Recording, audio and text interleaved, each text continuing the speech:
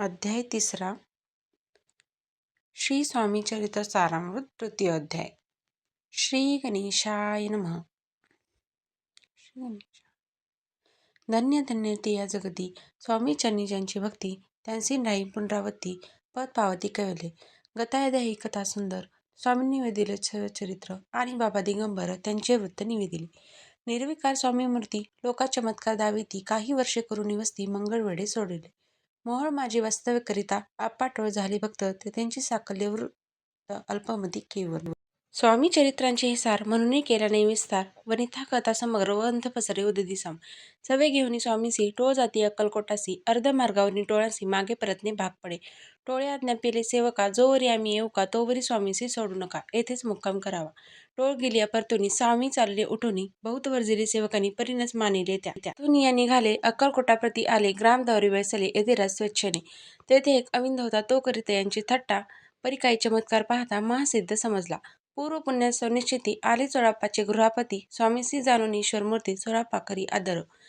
चोळाप्पाचे भाग्य उद्देले येथे राजगृहासी आले, जैसे कामधेनू आपण बळे दरिद्रियाच्या घरी जाय. पूर्व पुण्य होते गाठी म्हणून घडल्या या गोष्टी, झाले स्वामीराज भेटी परम भाग्य तयांचे. धन्य धन्य दयाचे सदन जे स्वामींचे वास्तव्य स्थान, सर्व राज्य दुर्लभ चरण तयांच्या घरी लागले. अभ्यासी योग सारथी तडी तापडी मार्गे श्रमती, निराहार किती राहती मौन धरती किती एक चरणी उभे राहून सदा विलोकिती गगन, एक गिरी गौरी बसून तपश्चर्या करीताती. एक पंचाग्नी साधन करीती, एक पवनाते भक्षिती, कित्येक संन्यासी होती संसार अवघा सांडूनी. एक करीती कीर्तन, एक मांडिती पूजन, एक करीती होम हवन, एक कर्मे आचरिती. एक लोका उपदेशिती, एक भजना माझी नाचती, एक ब्राह्मण भोजन करीती, एक बांधिती देवालय. परिचयाचे चरण दुर्लभ सद्भक्ती वाचून, केली असे नाना साधन भावाविने सर्व वेळ. योग यागादिक काही चोळाप्पाने केले नाही, परिभक्ती स्वपाही स्वामी आले सदनाती.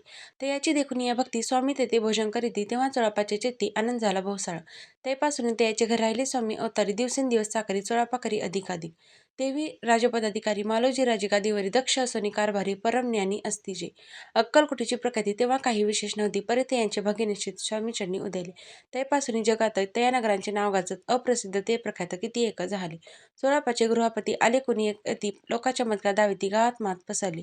आपली व्हावी प्रख्याती ऐसी नाही जयांची चित्ती, म्हणून या स्वामीराज येती बहुधा न जाती फिरा. लोका माझी पसरली मात नृपासी कळलं वृत्तांत, की आपल्या नगरात येथे विख्यात पाताले. राहते चोळाप्पाचे घरी दर्शना जाती नर नारी, असती केवळ अवतार लीला ज्यांची विचित्र. वार्ता ऐसी ऐकुनी राव बोलले काय वनी, गावात येती येऊनी फार दिवस झाले.